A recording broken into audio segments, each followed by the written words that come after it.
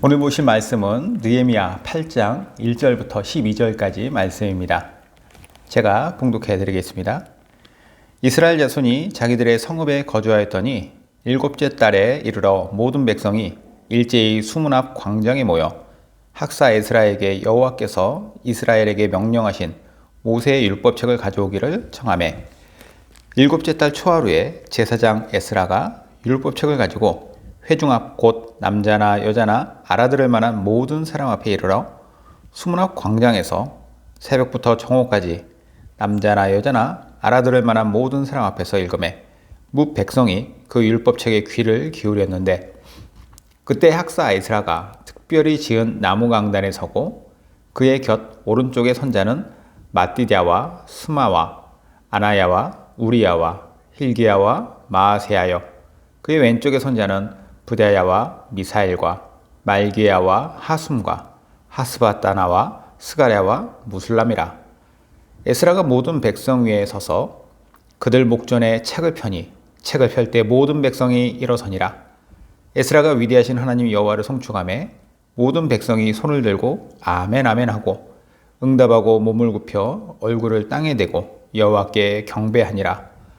예수아와 바니와 세레베와 야민과 악굽과 사부대와 호디야와 마아세야와 그리다와 아샤랴와 요사박과 하난과 블랴야와 레위 사람들은 백성이 제자리에 서 있는 동안 그들에게 율법을 깨닫게 하였는데 하나님의 율법책을 낭독하고 그 뜻을 해석하여 백성에게 그 낭독하는 것을 다 깨닫게 하니 백성이 율법의 말씀을 듣고 다 우는지라.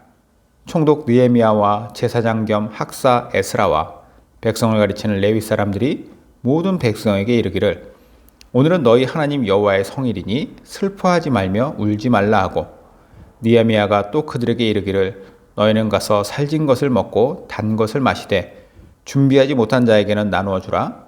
이날은 우리 주의 성일이니 근심하지 말라. 여호와로 인하여 기뻐하는 것이 너희의 힘이니라 하고 레위 사람들도 모든 백성을 정숙하게 하여 이르기를 오늘은 성일이니 마땅히 조용하고 근심하지 말라 하니 모든 백성이 곧 가서 먹고 마시며 나누어 주고 크게 즐거워하니 이는 그들이 그 읽어 들려준 말을 밝히 알미라. 이스라엘이라고 하는 나라는요, 역사적으로 우리나라와 매우 유사한 점이 많은 나라입니다. 우선 아주 크기가 작은 나라였어요. 이스라엘은 우리나라보다도 이스라엘 전체 면적이 훨씬 작습니다. 우리나라의 전라남북도를 합친 면적보다도 이스라엘의 면적이 작으니까 그 나라의 크기가 가늠이 되죠. 이런 작은 이스라엘, 작은 나라 이스라엘은 우리나라가 그랬듯이 끊임없는 외세 침략에 시달려야만 했습니다. 가장 가까우면서도 그들을 가장 오랫동안 괴롭혔던 민족이 블레셋이라고 하는 나라죠. 서남쪽에 위치한 접경에 있는 이 블레셋은 오랜 세월 동안 이스라엘을 괴롭힙니다. 우리가 요즘에 새벽마다 사무엘서를 보고 있는데 사무엘 상하 모든 내용 속에 블레셋이 계속해서 이스라엘을 괴롭히고 침략하고 그런 일들을 자행하죠. 우리나라 역사로 치면은 약간 일본하고 좀 비슷한 것 같아요. 비록 일본은 우리나라를 멸망시켰지만 블레셋은 이스라엘을 멸망시키지는 못했습니다. 그리고 블레셋이라고 하는 나라는 지금까지도 이스라엘은 남아있지만 블레셋은 지금 사라진 나라죠. 이스라엘이 이처럼 외세에 의해서 많은 침략을 받았는데 그 침략을 받았을 뿐만 아니라 그 나라는 우리나라와 또 비슷한 점이 두 개로 쪼개졌었던 분단국의 시기가 있었다라는 것입니다. 안 그래도 조그마한 나라가 남과 북으로 나뉘어졌어요. 이 분단국에서의 시기 때 힘을 합쳐도 모자를 판에 이 힘이 나눠지니까 그만큼 더 힘든 시기를 보냈겠죠. 이 분단의 아픔은 인간의 의지 때문은 아니었습니다. 표면적으로는 인간적인 어떤 문제 때문이지만 그 내면적인 근본적인 이유가 있었어요. 표면적인 이유는 무엇이냐면 르호보암이라고 하는 왕이 다스릴 때 여로보암이라고 하는 사람이 쿠데타를 일으킵니다. 그래서 이스라엘의 10지파를 규합해서 북쪽에다가 나라를 다시 하나를 세우죠. 그래서 원래 정통성 있는 왕조는 르호보암이 계승하는 것이었지만 여로보암이 자기 마음대로 왕조를 하나 만든 것이었어요. 그래서 북쪽에다가 나라를 세우고 그것을 북이스라엘이라고 칭하게 되었고, 남쪽에는 유다 지파와 베냐민 지파 이 두 지파만 남아서 남유다를 형성을 하죠.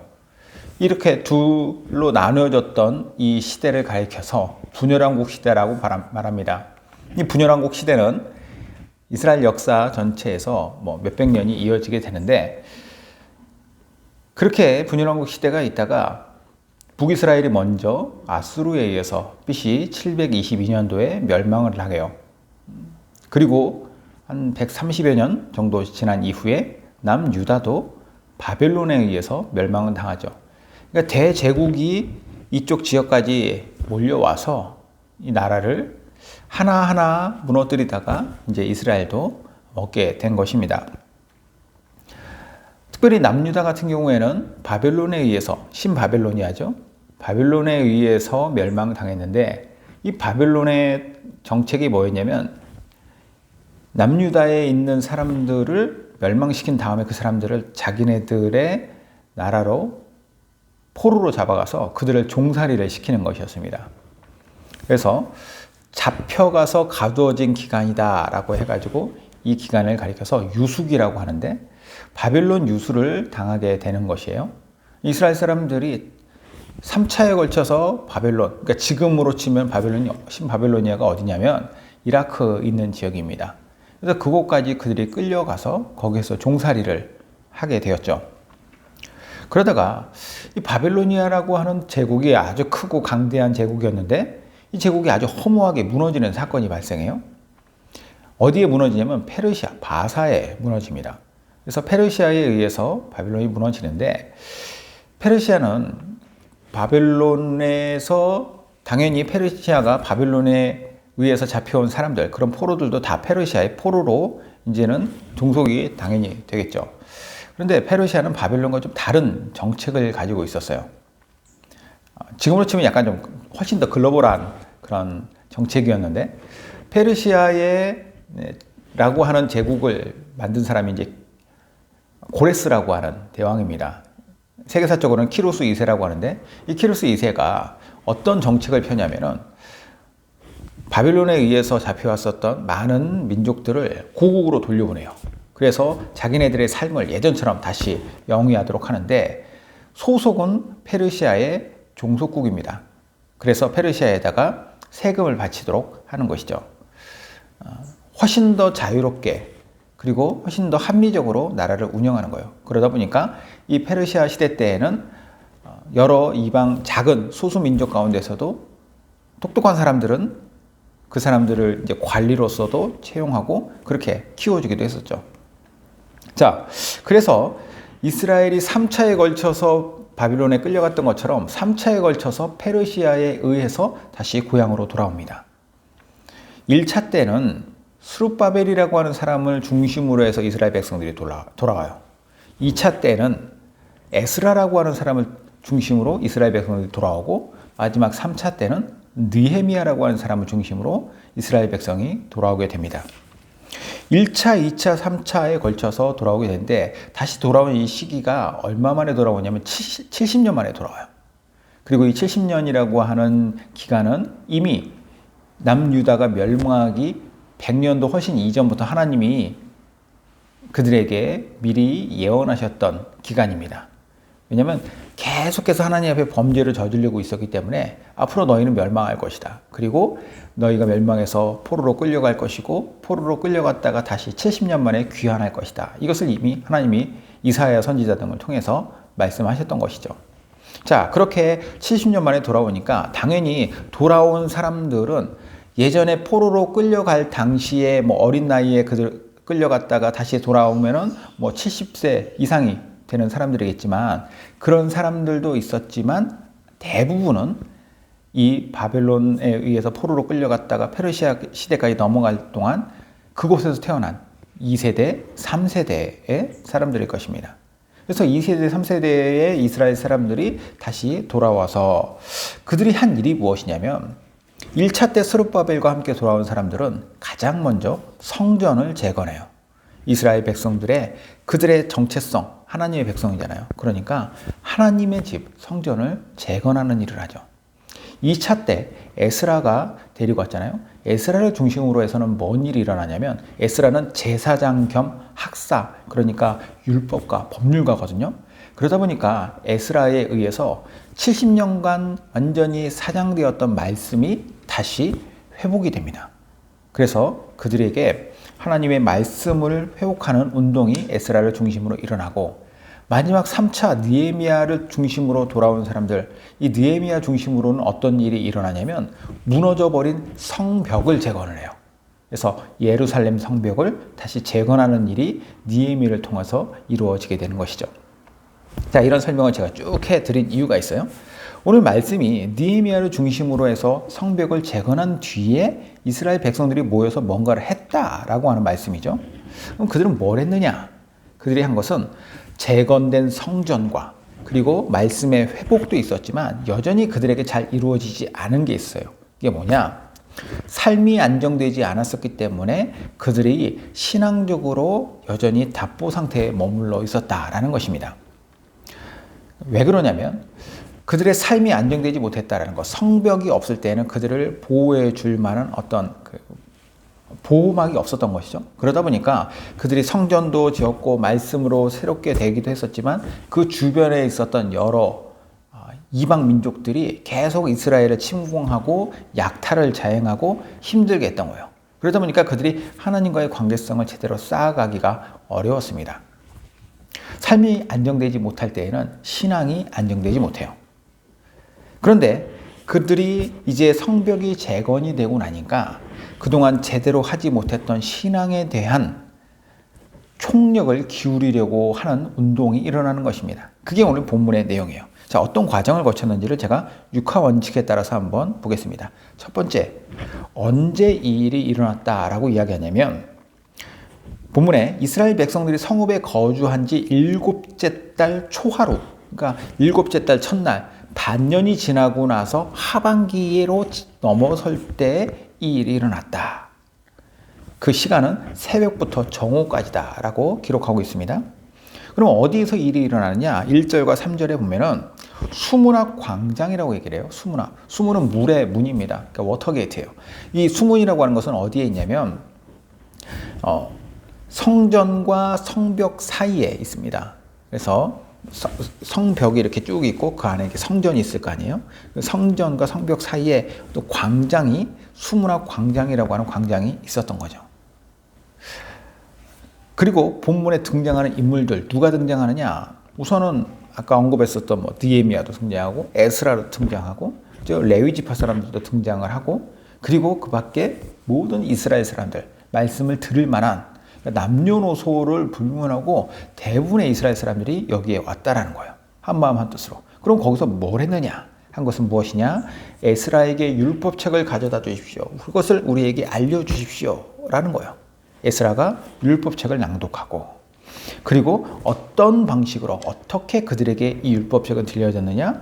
에스라가 나무 강단 위에 서요. 그리고 그 좌우에는 6명씩 대표자들이 서가지고 에스라가 이 말씀을 사람들에게 선포합니다. 그러면 이 선포된 말씀을 레위 지파 사람들이 이스라엘 백성들에게 해석을 해주는 거예요. 이게 이런 뜻이다, 이런 의미다 라는 거죠.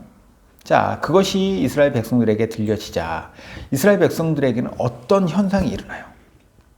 어떤 현상이 일어나냐면 그들은 슬피 울기 시작했다. 그럼 본문에서 얘기하죠. 슬피 울었다. 그럼 왜 울었느냐?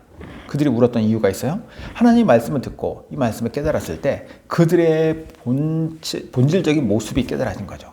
우리는 하나님의 백성인데 하나님의 백성이 하나님의 백성답게 살지 못하였으니 우리의 죄와 그리고 우리 선조의 죄들로 말미암아서 우리가 이런 고통을 당했었고 이제는 우리가 이렇게 살면 안 된다라고 하는 회개 운동이 일어난 것이죠. 이처럼 가슴 아픈 회개를 하고 있는 그들에게 에스라와 느헤미야 그리고 레위 지파 사람들, 이런 사람들이 다 무슨 얘기를 하냐면, 그래, 우리가 그동안은 말씀을 모른 채로 살았으니, 그리고 우리는 바벨론의 포로로 끌려가서 바벨론의 그 이방 문화와 그 우상 섬기는 그 문화 속에 우리가 젖어 살고 있었는데 이제는 우리가 변화되어야 될 때다. 그리고 이 변화되는 이 마음을 주신 이 날은 거룩한 날이다. 이 날에 우리는 기뻐함으로 하나님께 감사하자. 자, 이것을 그들에게 이야기하는 겁니다. 여기에서 저는 우리 크리스찬들이 어떠한 삶을 살아야 하는지가 명확하게 보인다고 생각을 해요.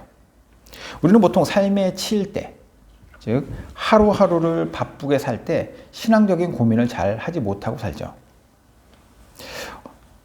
그런데 어려서부터 신앙생활을 해왔던 분들은 그러면서도 마음 한켠에는 계속 부담은 있었을 거예요.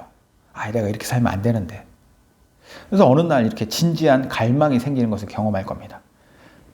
하나님 앞에서 내가 말씀을 들어야겠구나. 그게 대부분은 삶이 어느 정도 안정됐을 때 그런 갈망이 생기기도 해요.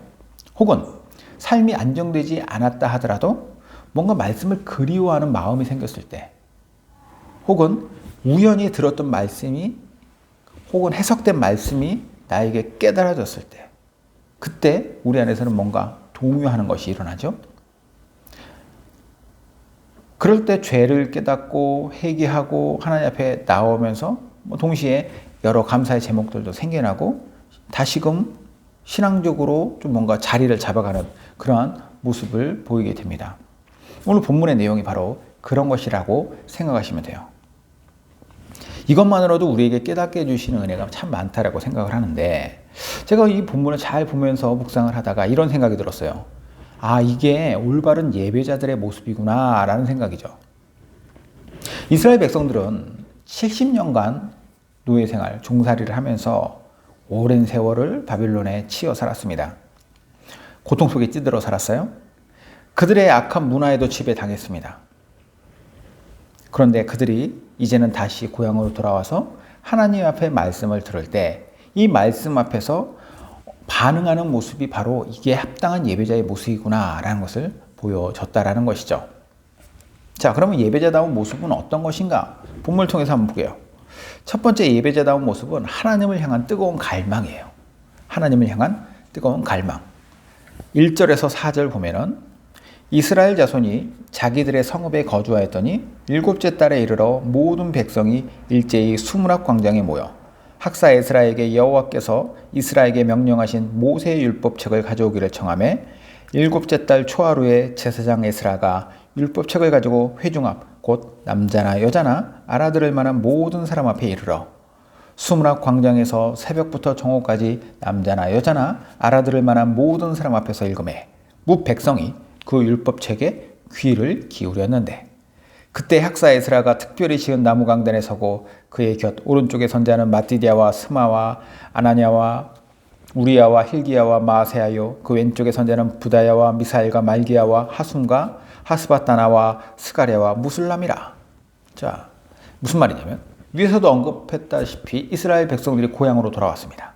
6개월간 열심히 성전을 재건하는 등의 여러 가지 일들, 자기네들의 삶을 이제 정비를 했어요. 그렇게 전반기 반년이 지나고 7개월째 되는 첫날에 그들은 자발적으로 수문학 광장에 모였습니다. 그리고 모세의 율법을 들려줄 것을 간청하죠. 하나님의 말씀을 궁금해하고 듣고자 합니다. 그런 마음이 생긴 거예요.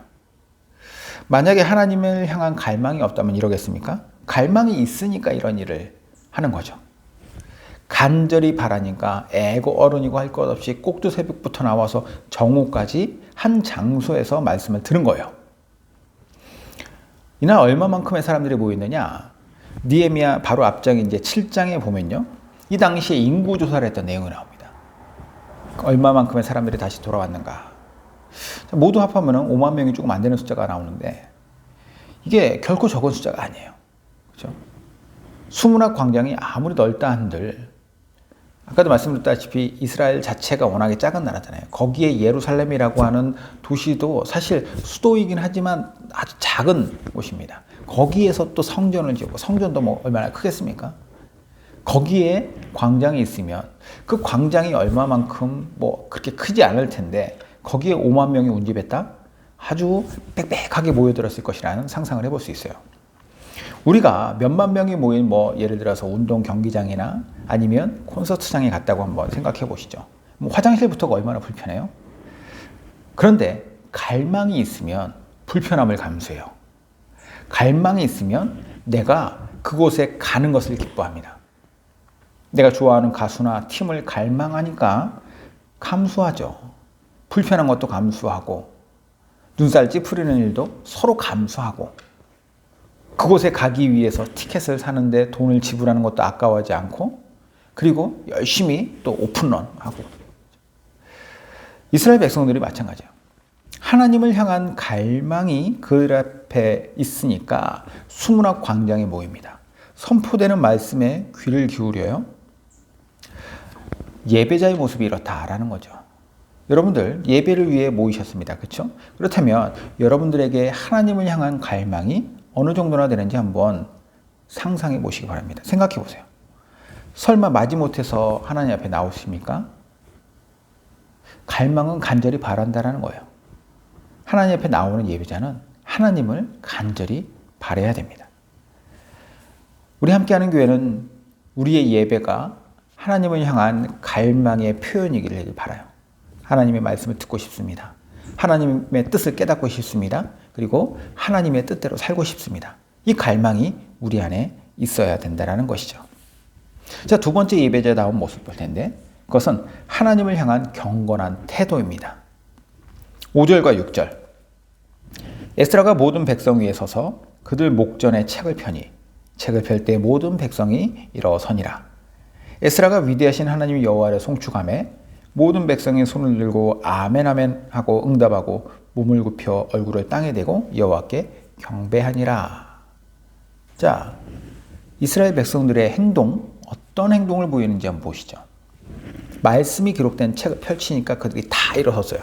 다 일어서고. 그리고 에스라가 하나님의 이름을 높이 송축하니까 백성들이 아멘 아멘. 아멘이 뭐예요? 나도 그렇게 생각합니다. 나도 동의합니다. 나도 하나님을 송축합니다라고 하는 뜻이에요. 그리고 그 응답과 동시에 그들은 얼굴을 땅에 대고 엎드립니다.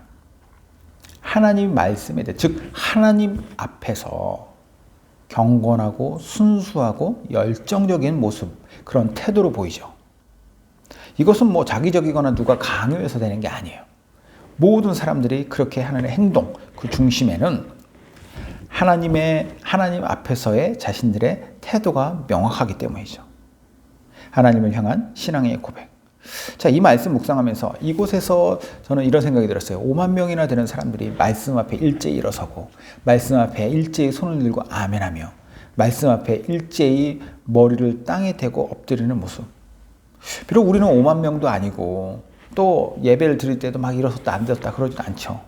우리가 땅에 얼굴을 대고 엎드립니까? 그러지도 않아요. 그런데 하나님 앞에 우리의 마음의 중심이 어떤 태도로 자리 잡고 있느냐, 이거 참 중요하겠다라는 생각이 들어요. 예배자다운 모습은 하나님 앞에서 한없이 낮아진 태도로, 겸손한 태도로, 경건한 태도로, 열정적인 태도로 나아가야 하는 것이죠. 자, 마지막 세 번째의 예배자다운 모습은 무엇이냐? 하나님 앞에서 나누는 기쁨입니다. 하나님 앞에서 나누는 기쁨. 8절에서 12절까지인데요. 하나님의 율법책을 낭독하고 그 뜻을 해석하여 백성에게 그 낭독하는 것을 다 깨닫게 하니 백성이 율법의 말씀을 듣고 다 우는지라.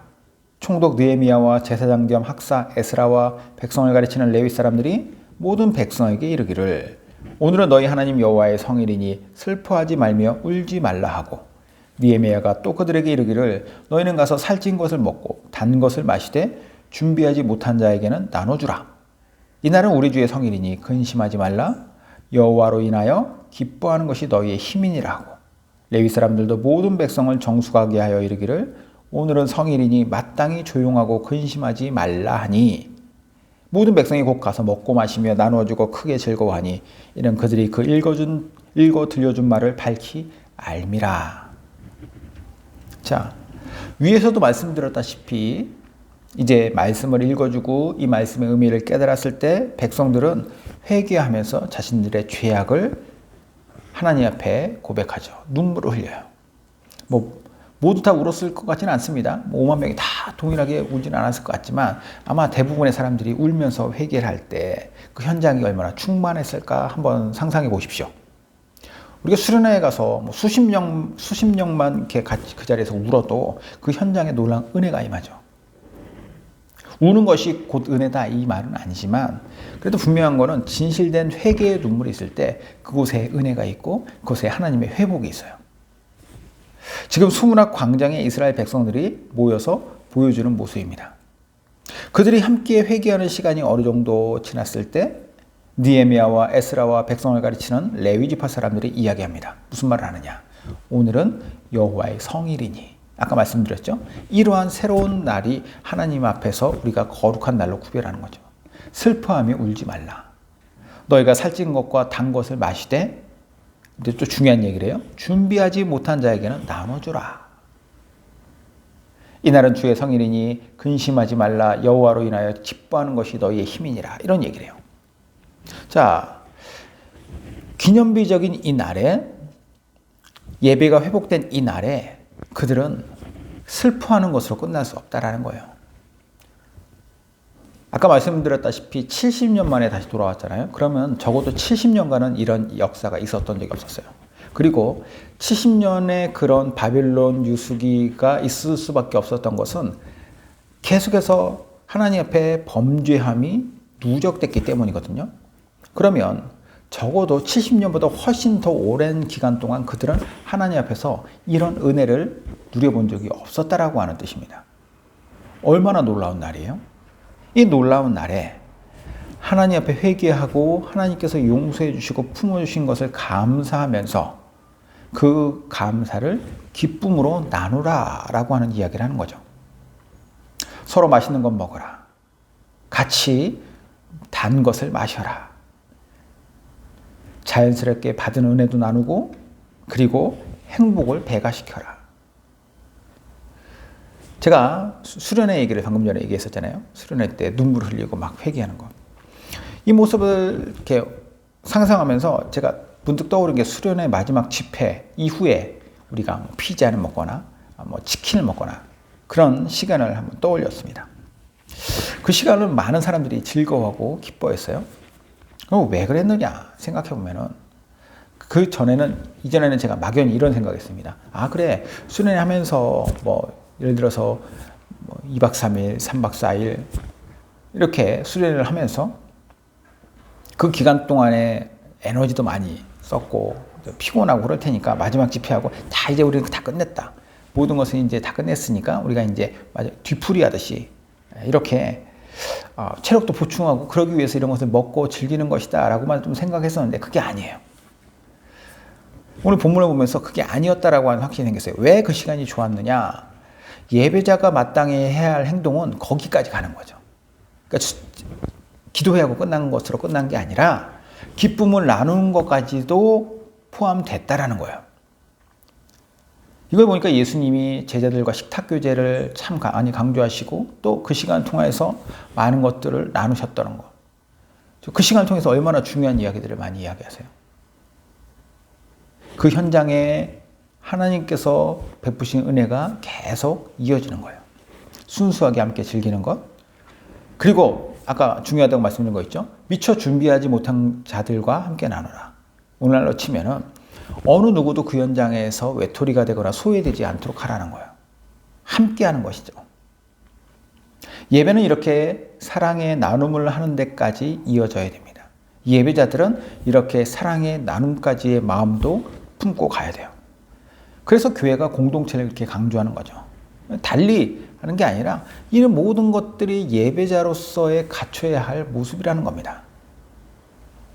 오늘 우리는 이스라엘 백성들이 함께 모여서 보여줬던 아름다운 예배자의 모습을 나누었습니다.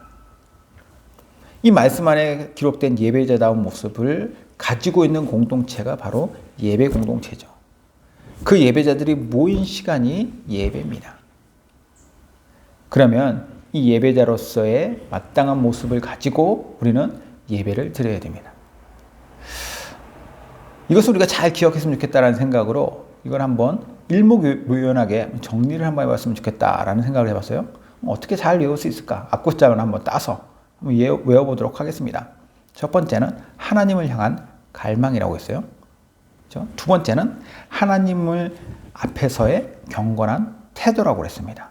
그리고 세 번째는 하나님 안에서 함께 나누는 기쁨이에요. 그렇죠? 약간 좀 억지스럽지만 갈망과 태도와 기쁨, 앞자만 따면 깔때기라고 제가 한번 외워보려고 합니다. 여러분들도 한번 그렇게 외워보세요. 깔때기라는 게 뭐예요? 우리 대화를 나눌 때 뭔가 어디로 이렇게 결국 흘러가서 주제가 어디로 모아진다라고 하는 거잖아요. 결국 어디로 계속 모아진다. 우리 얘기하면 맨날 깔때기야. 이 이야기로 다시 돌아올 수밖에 없어. 예배자는 그런 것이에요. 예배자는 어디로 집중되어야 되느냐?